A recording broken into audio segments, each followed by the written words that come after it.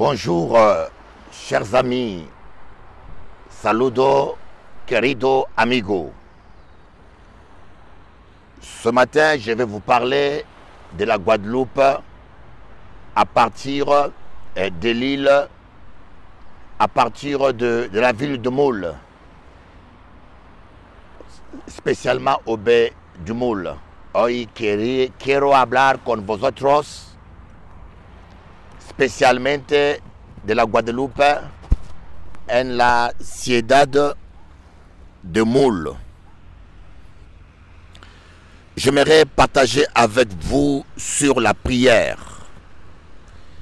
Jésus, qui était un homme parfait, il priait. Il passait des nuits entières à prier parce que cela était nécessaire, parce que cela était vital pour lui. Hoy yo quiero hablar con vosotros de la oración. Jesucristo, quien estaba en un hombre perfecto, oraba días y noche, porque eso estaba necesaria para su vida. La oración es muy importante para vivir su destino. Prier chrétien. S'il y a un domaine dans lequel l'Église est ignorante, s'il y a un domaine dans lequel l'Église est négligente, c'est à propos de la prière. Voyez, la Bible dit que lorsque Moïse levait les mains, Israël était plus fort.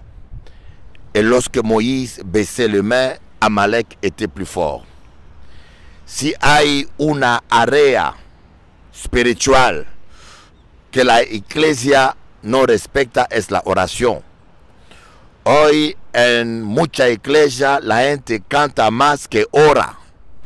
Oren. La gente no oren mucho hoy. Biblia dice que cuando Moisés levantaba la mano, Israel estaba más fuerte que Amalek. Y cuando Moisés estaba cansado y no levantaba la mano, Amalek estaba más fuerte que Israel. Cristiano, debemos orar. Ora y ora. Chrétiens, prions. Prions. La Bible dit, vous savez, il y a 5 manières par lesquelles le diable arrive à convaincre, à empêcher aux chrétiens de prier. La première méthode que le diable utilise, c'est le péché. Si on est dans le péché, on peut prier autant qu'on veut, il n'y aura pas de résultat. La deuxième méthode, c'est l'ignorance de la prière.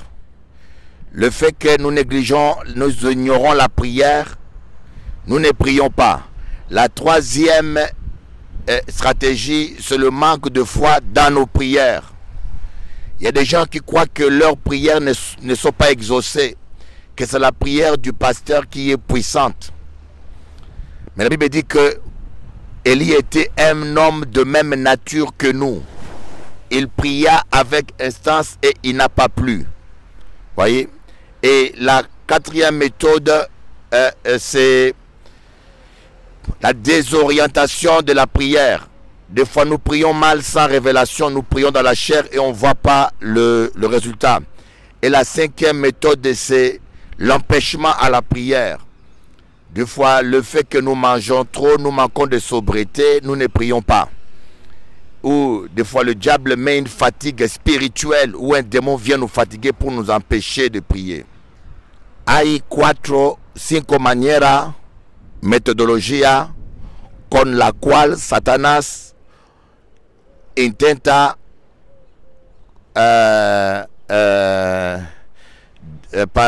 utiliza para que los cristianos no oren.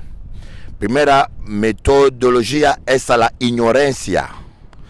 Muchos cristianos viven en la ignorancia de la importancia de la oración. Segundo estrategia es pecado. Muchos cristianos viven en pecado y cuando oran no hay resultado.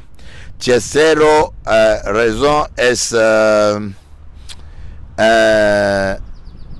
oposición espiritual. La oposición espiritual es cuando hay la gente, cuando quiere orar, son cansados porque hay un espíritu malo quien lo hace muy cansado. Y hay también otros cristianos que no tienen que no tienes equilibrio en el carne. Y cuarta manera es la incredulidad. Muchos cristianos no creen que no tienes la fe que su oración tiene poder. Pero la Biblia dice que Elías estaba un hombre de la misma naturaleza que nosotros. Pero Elías oraba y había resultado. La Biblia dice que la oración de una persona justo tiene una grande eficacidad. El cinco estrategia es los cristianos oran malo, ora solamente para su propio deseo, ora solamente por algo carnal y material. Mi prie, mi amigo ora, mon ami prie, mi amigo ora, prie. Si tu veux vivre ta destinée, il faut prier. Il y a des percées que tu ne pourras pas vivre sans la prière. Si tu quieres vivir tu destino, ora. Dios te bendiga y pronto. Obispo Eli. Yo se va ahora a predicar en Guadalupe, en Bergevin.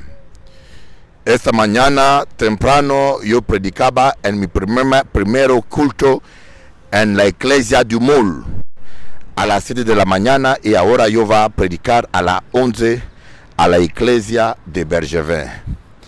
Yo voy a tocar mi carro y yo ir predicar la obra del Señor. Debemos trabajar para Dios. Ahora yo se va a predicar, yo voy a caminar solo hasta Puerto Pitre pronto.